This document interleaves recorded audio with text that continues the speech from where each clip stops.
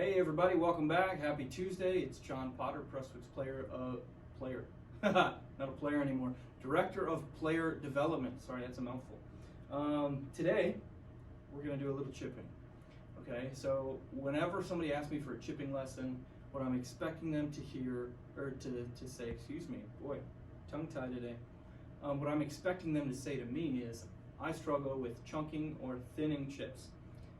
People that are striking a chip well usually don't struggle. The distance control thing, the launch thing, up or down, the club selection seems to come pretty easily. And the much more difficult thing is making the solid contact. So I think the issue is when we get real close, I've got to set at 20 yards to pin and about half that to the edge of the green. Pretty common chip shot. I see a lot of players hit the green, roll off the side, and they're real near to the green, right? Either through the green, short of the green, left or right. But not real far away. We'll get into a pitch shot maybe on another day. What I see a lot of in this situation that leads to a lot of poor contact is hands controlling, upper body rotating through the shot to see where it's going to go, but hands controlling or wanting to kind of hit it with their hands. And there's the thin one. They kind of turn on the back foot and hit it with the hands, and it's almost like a defensive thing. You're trying to prevent bad things from happening, and just so happens that what you're trying to prevent is what's more likely to happen when you do those things. So what I want you to focus on, this is a good thing you can do in the winter, in your basement. Get a couple of foam balls or almost golf balls or even a wiffle ball with holes in it. You don't need a golf ball to practice this. Now, I'd say anytime you can practice with a real golf ball, do it, because it's just different, right? It's like the difference between a practice swing and a full, a shot. When there's a wiffle ball there or like an almost golf ball, a foam golf ball, it doesn't feel like a real enough situation. You almost kind of, don't put the same effort into it. It becomes a little easier. So what I want you to focus on is using your shoulders well, rocking back and forth. And I'm not even going to talk about club selection yet. Club selection is really situational. It's really has a lot to do with the player and what they like to see. Course management, where's the pin, how much can we carry versus roll. So that's situational, and it's situational by player. This is just technique, okay? So what I want you to do is work on setting up maybe slightly into the front foot. What we're trying to do is control low point. When you hit it thin or you chunk it, a lot of times we're moving low point behind the ball.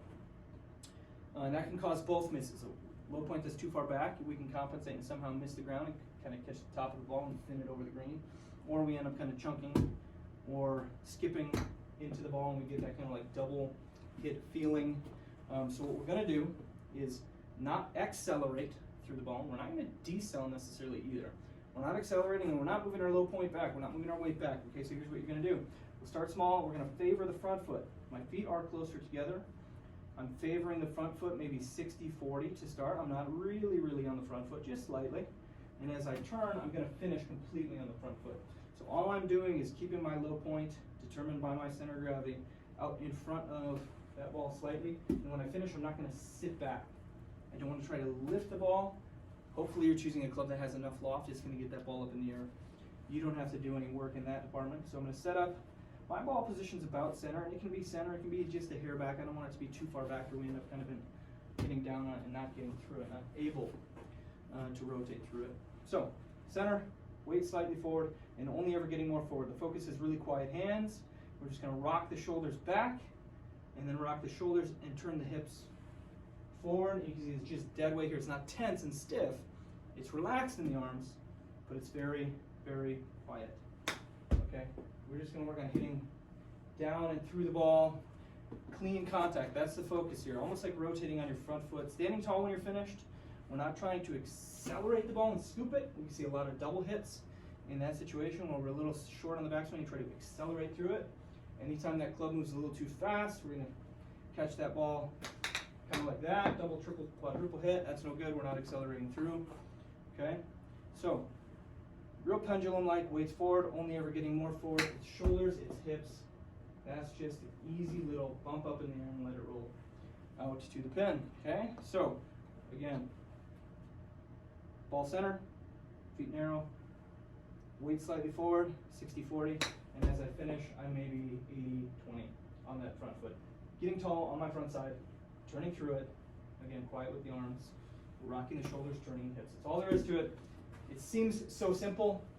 You get in a situation, a game situation, and it becomes so difficult. We think defensively, we think don't skull it, don't chunk it, don't double hit it, don't do those chili dips. So focus on the technique.